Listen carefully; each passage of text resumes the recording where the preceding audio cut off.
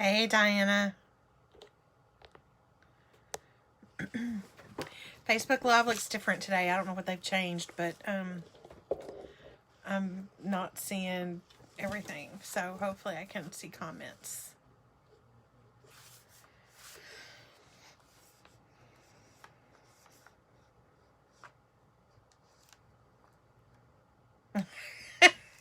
One thing after another, right? It's all about Bim today.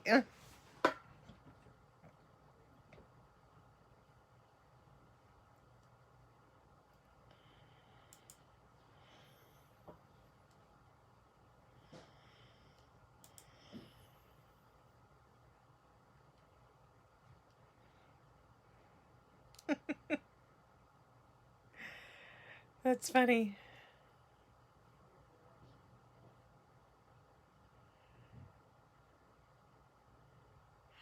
I don't know about you, but I'm enjoying the warm weather, but my allergies are not enjoying the green pollen.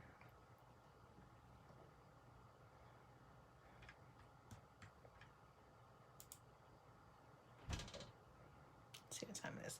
We'll give it a couple more minutes. I know. Where is everybody today?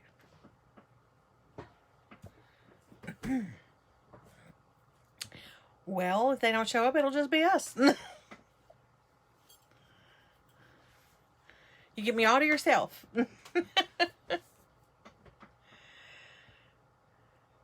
Oh, it is beautiful. I made the mistake of during like lunchtime sweeping off my back patio. It was green. So I've been sneezing and carrying on since I got back in. So hopefully I won't do that while we're on this. So I am just giving it another minute and we'll get started. I don't think today will be too long, but there's a couple of things I wanted to point out. So, all right. I'm going to go ahead and get started. So I'll do my little intro. I don't know if you've noticed, if you've ever watched the replay, I cut out this whole like preliminary part of the video where I'm just chatting with everybody. So, all right. And this is my piece of paper to show me where to clip the video. Oh, hey, we got another person. Yay. Oh, gosh. Well, thank you for coming and joining us for Tuesday Talk. I am your host, Deanna Sizemore. As always, we meet here every other Tuesday. Almost sometimes things get in the way, but we try to be consistent to talk about what's going on in the world of benefits. So today, there's not a lot of big changes, but there are some things that I want to point out. And as always, if you've got questions not related to anything we're talking about, that's fine. Feel free to ask those in the chat. Or you can email me later and I'll talk about them next time. Whatever's easier for you. I can be reached at Deanna@bimgroup.us. And that is DEANNA at BIMgroup.us. First and foremost, and I'm sure this is at the top of everyone's mind, I know it's mine because my husband owns his own business and we haven't done this yet. Tax filing deadline was extended from April 15th to May 17th. So I effectively have about 20 days to get it together and get our taxes filed for the business. So if you haven't done your taxes, there's your reminder. The IRS recently announced that personal protective equipment, or PPE, under is now a qualified medical expense. So you will be able to amend your FSA plan or HRA or HSA to expense any type of PPE as of January, on or after January 1st of 2020. This is face mask, hand sanitizer, sanitizing wipes for use of the taxpayer spouse, or tax dependents. Let's see. Yeah, actually, I don't think you need to amend your plan on that, so I take that back. There's also, for those individuals who would like to make an extra contribution to your health savings account, You can do that through May 17th, 2021 for the 2020 plan year. And again, that's under IRS Notice 2021-21. So again, those contributions for 2020 can be made to a health savings account through May 17th, 2021. Annual contribution limits are still the same, so there's no change there. But you can make that contribution if you've not maxed out. And last but not least, as far as deadlines go, if you or someone you know or employees are looking to get into the marketplace, there's a special enrollment period for the marketplace that has been extended. It now runs through April 15th of 2021. So, I'm sorry, August 15th of 2021. So that's still special open enrollment period for the marketplace. August 15th, 2021. I'll get that right in a minute. So, just a couple of deadlines to think of. As far as April happenings go, we have received further guidance on the American Rescue Plan Act and the COBRA subsidies. We've talked about the COBRA subsidies the past couple of weeks, so if you've got any questions on that, please feel free to let me know. Bim also sent an invite out yesterday. The National Association of Health Underwriters is hosting a Compliance Corner webinar on Thursday with follow-up questions for COBRA subsidy. It's actually going to be hosted by myself and Carol Taylor, who is a peer of mine in Florida, who is also a part of the National Association of Health Underwriters. The link was sent out to register.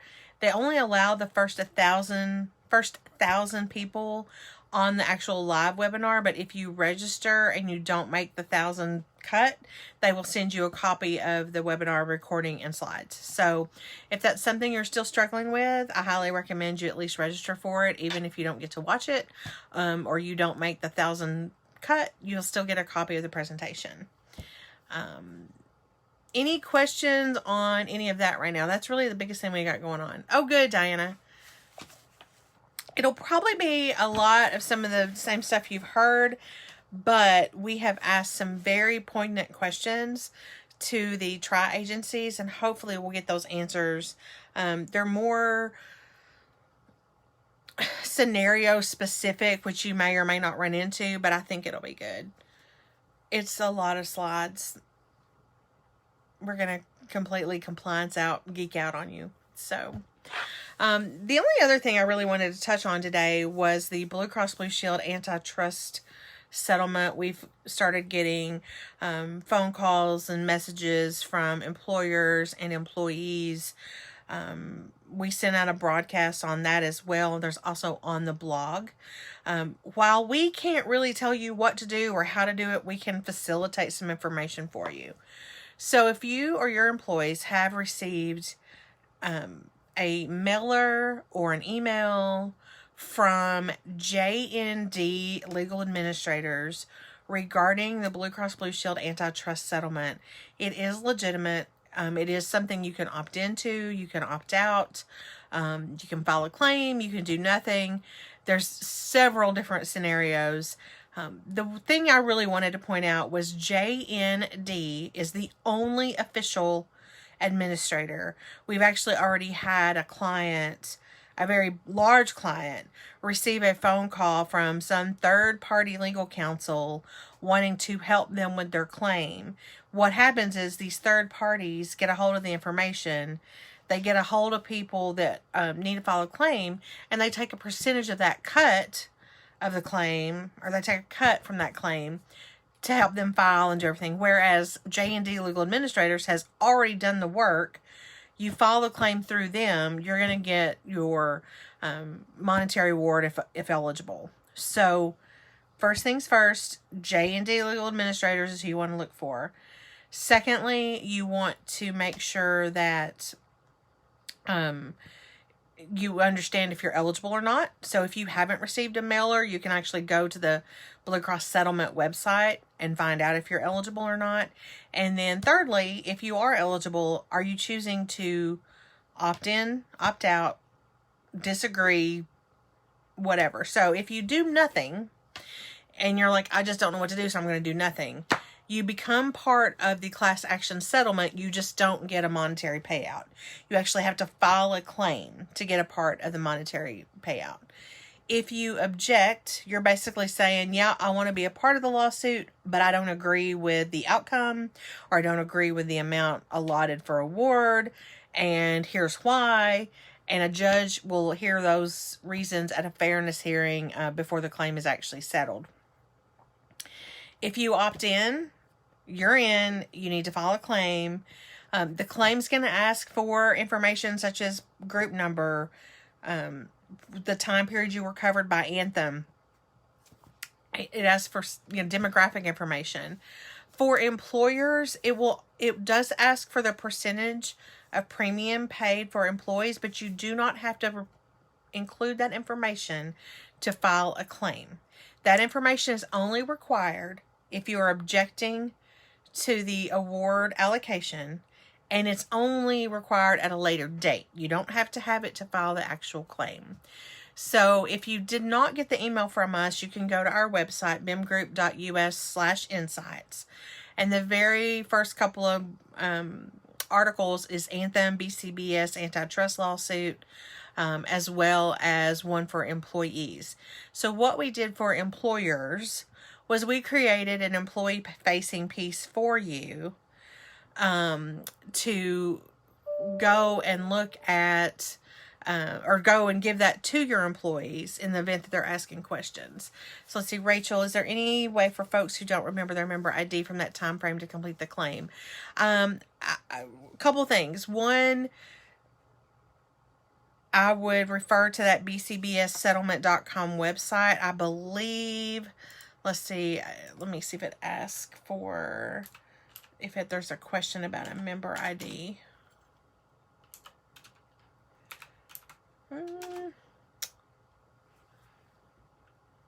I would think you could use your social, but I know sometimes that is not always the best option. Let's see. You hadn't heard anything about it, Dinah? Yeah, it's an old lawsuit. It's been going on for years. It is 2008 forward for fully insured, 2015 forward for self-insured plans. It is basically a bunch of people saying that all the Blues across the country were not being fair in their competitive practices.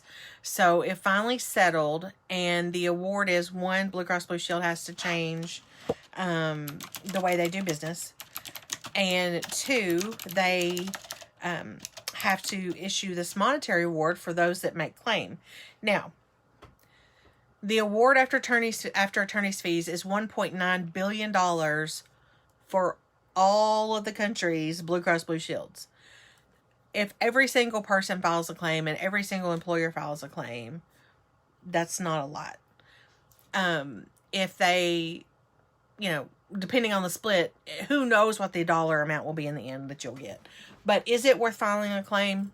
Probably so, if you've got the information. So, and Rachel, I'm looking for your answer to your question right now. So,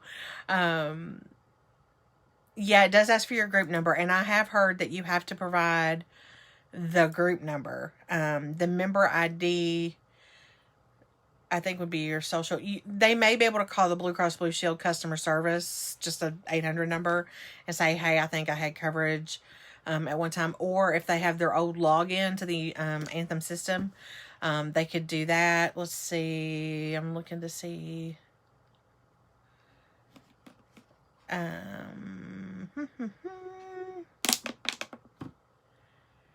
Yeah, it doesn't say what to do if you don't have your member ID number.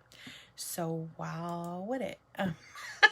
So with that being said, I'm actually kind of flipping through here real quick to see if I can find anything. The employer's decision is separate from the employee's decision. So Diana, if you want to go and read that, basically, let's say, for example, Bim Group could file a claim and I decide I don't want to.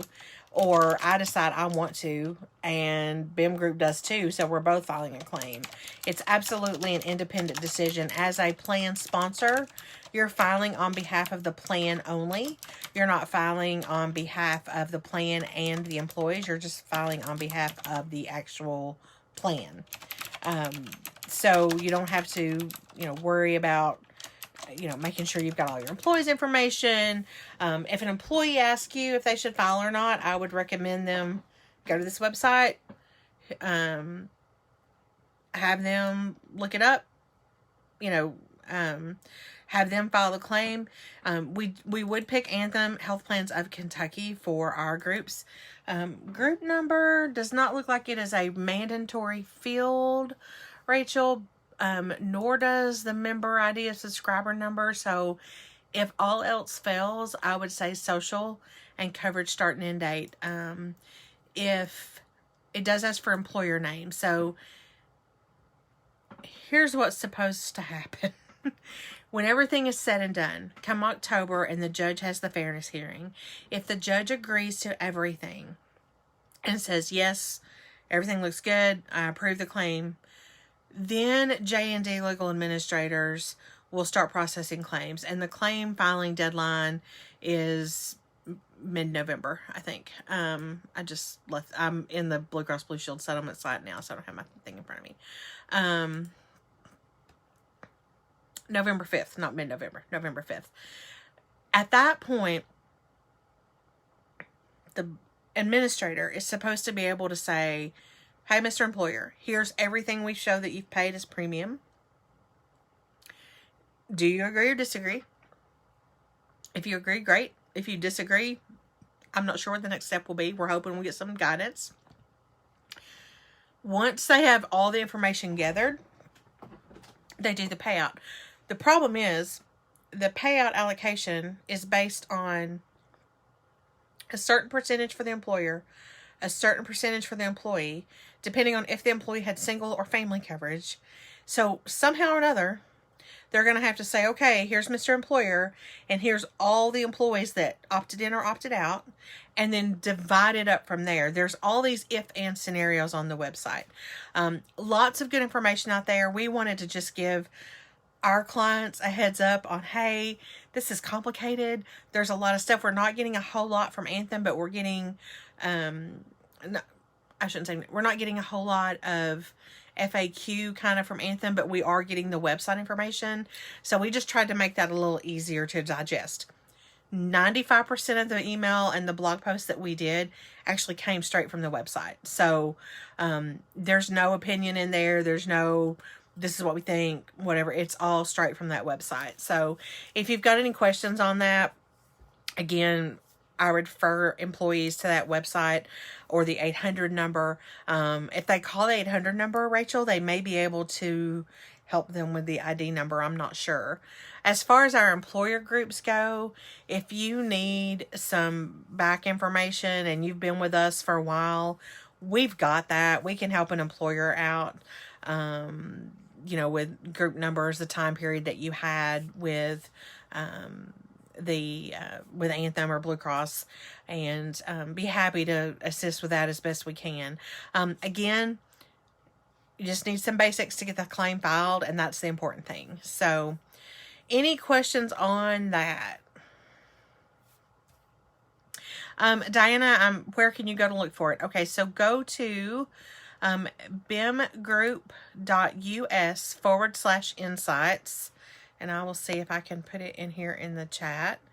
And that's our blog, and there will be one that's for Blue Cross Blue Shield antitrust settlement. Click on that. You can read about it, and it'll also have the link to to the Blue Cross Blue Shield settlement site. Sorry, I can't type and talk at the same time.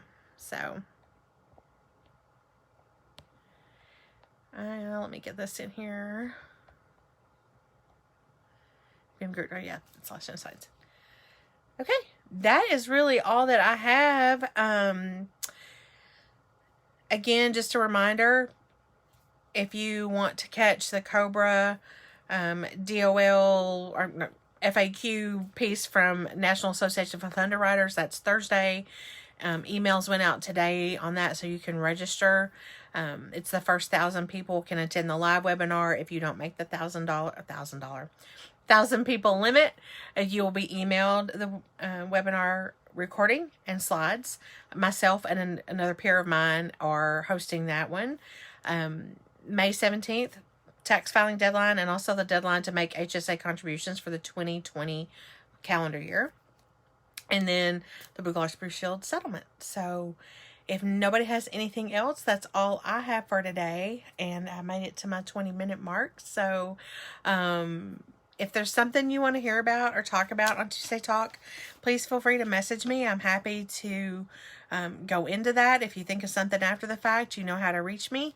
I'll be happy to address any questions that you have. And I hope everyone enjoys this beautiful weather that we're having and that your allergies are not bothering you too bad. So if you have nothing else, you may go. I will hang around for a couple minutes for questions. So thank you and have a wonderful afternoon. Thanks, Rachel.